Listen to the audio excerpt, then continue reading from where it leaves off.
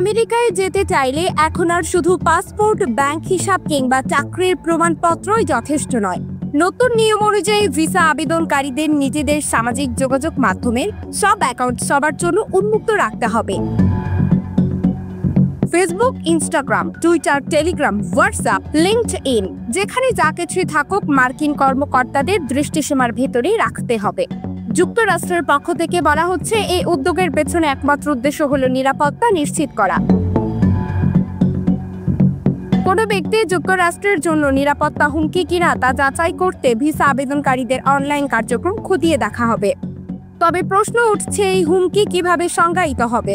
আপনি যদি ট্রাম্পকে কটাক্ষ করেন তাতে সমস্যা নেই, আপনি আমেরিকান সংস্কৃতি নিয়ে রসিকতা করলে ভিসা আটকে যাবে না।